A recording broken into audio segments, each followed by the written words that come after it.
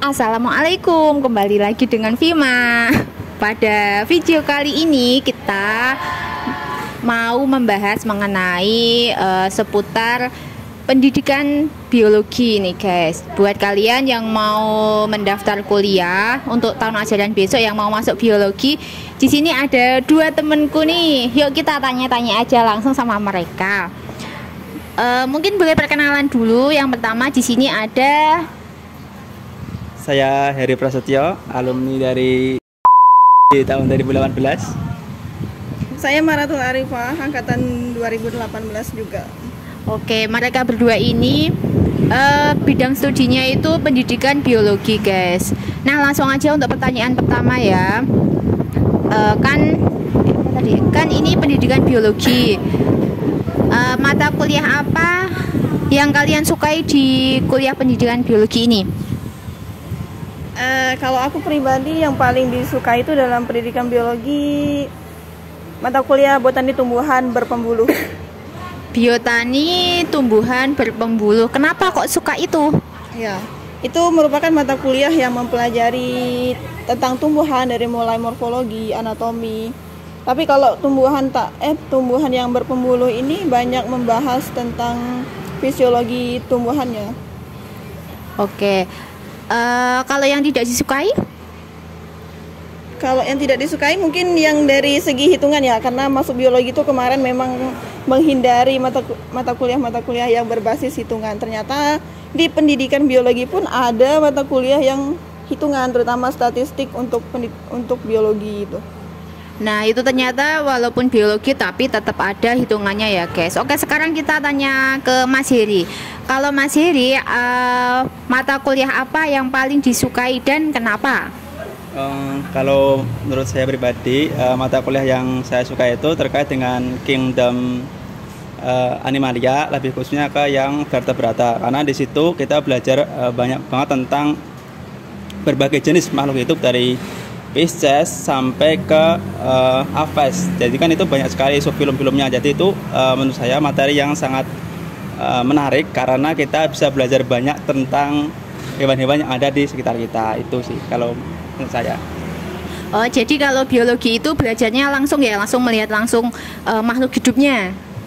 Iya, kan kita sebagai di pendidikan biologi kan kita juga diajarkan tentang contextual learning. Jadi kita itu sebisa mungkin belajar tentang sesuatu yang dekat dengan kita sehingga kita bisa memahaminya dengan lebih mudah itu. Oke. Nah, mungkin itu udah ada sedikit gambaran ya. Terus kalau misal ada yang tanya, terus apa sih bedanya biologi murni sama pendidikan biologi? Menurut kalian bedanya apa? Menurut aku itu beda banget sih kalau antara pendidikan biologi dan biologi murni. Dari namanya aja beda ya, pendidikan sama murni. Kalau pendidikannya yang dibahas tentang dunia sekolah, dunia administrasi pendidikan, kemudian cara-cara dalam menangani peserta didik, psikologis peserta didik dan lain sebagainya. Sedangkan kalau murni itu murni mempelajari tentang ilmu biologi, entah itu tumbuhan, hewan, mikroba dan lain sebagainya. Pokoknya kalau pendidikan biologi sama biologi murni itu bedanya kurang lebih. Oke, jadi kalau pendidikan itu kalian nanti banyak ke sekolah juga karena kan ya namanya pendidikan, mau jadi guru. Mungkin itu kalau dari Mas Hedi? Ya, bersama sih dengan jawaban tadi dari Mbak Arifah bahwasanya kalau di pendidikan biologi itu ada dua. Yang pertama konten biologinya sama terkait dengan keguruan administrasi, baik itu RPP, pedagogiknya, dan juga ada juga tentang strategi pembelajaran dan lain-lain. Dan itu juga ada terkait konten biologinya, bisa terkait dengan tentang tumbuhan, hewan, dan juga tentang kondisi alam pada saat ini, iklim itu kan juga termasuk bagian dari biologi. Dan itu juga kalau di tempatku, di universitasku itu, kalau yang pendidikan biologi itu harus PKL-nya itu di sekolah, nggak bisa ke lembaga riset ataupun yang lainnya. Kalau di biologi murni, setahu saya ya, itu lebih ke fokus ke biologi. Jadi dia lebih dalam untuk biologinya dan tidak ada untuk materi yang pedagogik atau keguruannya. Itu sih perbedaannya. Oke, jadi jelas ya. Kalau biologi murni nanti kalian ke tempat penelitian kayak gitu. Kalau pendidikan itu ke sekolah. Nah, sekarang Kalian itu berapa SKS jadinya? Awal-awal kalau pertama masuk itu langsung kalian ngambil SKS-nya itu sesuai kalian apa udah paketan dari kampus? Kalau untuk semester pertama di kampus saya itu masih paketan. Untuk semester pertama dipaketin, kemudian untuk semester 2 juga dipaketin, semester 3 itu full 24 SKS, semester 4 itu baru bisa ngambil mata kuliah pilihan. Setotalnya kalau nggak salah 144 SKS. Oh, nanti itu kalau kalian kuliah pendidikan biologi ada 144 SKS. Kalau di Universitas Mas Hedi? Kalau di universitasku ya, untuk semester awal-awal itu kita juga paketan. Jadi semua sudah di plotting dari kampus untuk mata kuliah apa aja yang harus diikuti di semester awal itu. Tapi di akhir-akhir semester, sekitar semester 4-5 itu kita ada mata kuliah pilihan. Jadi kita bisa memilih mata kuliah yang sesuai dengan keinginan, minat kita atau passion kita. Itu sih untuk SKS-nya dari seingat saya ya, maaf kalau keliru, itu sekitar 200 berapa? 240 sekian lah, 240 sekian, lupa aku untuk angka pastinya. Wow, banyak sekali, mantap guys. Iya. Iya, rata-rata segitu 144 guys ya. Terus iya nggak apa-apa guys, ini kan santai. Kalau misal ada yang mau ditanyakan lagi nanti bisa kalian tulis di kolom komentar ya. Terus mau tanya apa lagi ya kira-kira ya? Tadi suka dukanya udah. Oh belum ya? Oh ya, suka dukanya. Suka duka yang terakhir nih, pertanyaan terakhir. Suka duka selama kuliah di pendidikan biologi itu apa sih? Kalau saya suka dukanya dulu ya. Kalau sukanya itu biologi itu menurut saya seru, terutama kalau tentang praktikum di lab itu seru. Dukanya kalau habis praktikum tuh ya pasti ada laporan, dan itu harus ngerjainnya biasanya begadang. Seperti itu. Oh ya, nanti ada praktikumnya guys. Setelah praktikum nanti mengerjakan laporan praktikum. Itu ditulis tangan atau diketik ya? Kemarin di full tulis tangan dan ada peraturannya. Baik itu kan kalau di biologi kan nggak hanya biologi yang dipelajari, ada juga fisika dasar, ada juga kimia dasar, kemudian ada biokimia, dan itu semua kalau ada praktikumnya pasti ada laporannya. Jadi kadang 1 minggu tuh full 4 laporan, bisa 3 atau 4 laporan biasanya. Tuh guys, kalau mau daftar pendidikan biologi kalian harus siap-siap menulis tangan ya. Ya tapi nggak di semua kampus sih. Mungkin kalau di kampusnya Mas Heri bisa diketik. Untuk di kampus saya kebanyakan ya untuk laporan-laporan itu secara tulis tangan.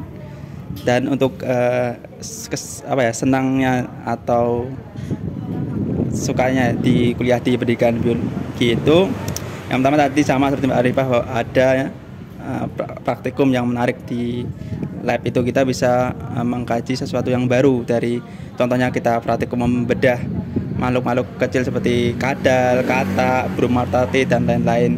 Selain itu juga ada tempat saya itu ada juga mata kuliah yang kita mengharuskan kayak kita keluar, kita kayak mata kuliah evolusi gitu. Kita biasanya ke Sangiran kalau mata kuliah, bukan mata kuliah itu, mata kuliah evolusi ke Sangiran untuk melihat bentuk real dari gimana sih proses terbentuknya alam dari zaman dulu sampai zaman sekarang itu. Terus juga ada mata kuliah apa itu, lupa aku, yang laut, kayak berkata laut, kita biasanya ke Karimun Jawa.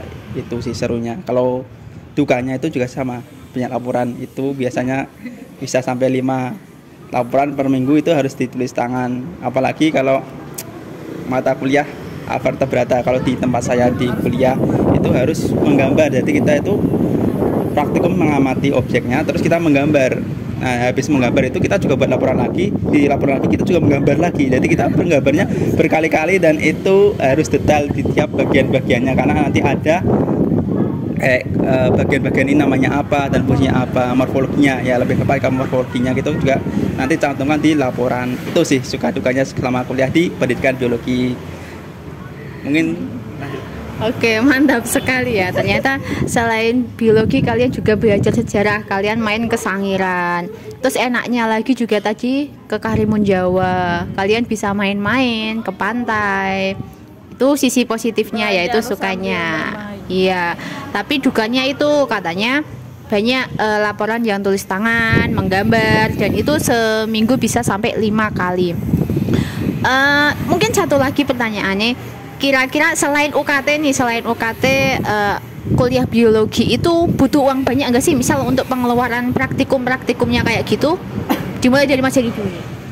Kalau di tempatku mungkin yang perlu banyak keluar uang itu yang tadi waktu kita keluar itu kan otomatis yang rancang, dari rancangan sampai pelaksanakan tuh yang semua dari mahasiswa. Jadi kayak dari merancang itu dari mahasiswa, pelaksanaan dari mahasiswa, dan akomodasi semuanya dari mahasiswa. Jadi mungkin di acara-acara tersebut sih kayak yang perlu banyak uang. Untuk kegiatan praktikum biasanya itu udah include dalam UKT. Itu sih dari saya. Oke guys, jadi lebih itu misal kalau mau ke Sangiran itu akomodasi sendiri, makan sendiri, bayar busnya sendiri. Kalau di Mbak Arifah? Sama aja sih, kalau untuk kegiatan kunjungan itu pasti dari akomodasi sendiri pribadi. Kemudian kalau untuk praktikum di lab khususnya itu kalau dari fakultas saya itu masih di include dari UKT juga, masih gratis gitu kalau untuk praktikum. Tapi kalau untuk fakultas lain, untuk saya kan pendidikan biologi, kalau di biologi murninya itu dari pribadi. Jadi kalau praktikum tuh beli alat pribadi, kadang terutama untuk alat pelindung diri itu pribadi. Kemudian untuk ada beberapa bahan yang juga sering dibeli pribadi, kayak hewan-hewan itu juga dibeli pribadi. Kalau saya pendidikan biologi itu masih di cover dari kampusnya. Oke guys, jadi kalau di pendidikan biologi ini untuk praktikumnya masih di cover sama biaya UKT di kampus guys. Tapi kalau kalian mau ke biologi murni itu kebanyakan ada yang disuruh beli sendiri, dan ya itu kalian bisa menyiapkan dana lebih lah ya. Mungkin itu dulu untuk percakapan kali ini. Kita besok ketemu lagi dengan tema-tema yang lain. Oke, sekian. Terima kasih. Sampai jumpa di video selanjutnya. Wassalamualaikum warahmatullahi wabarakatuh.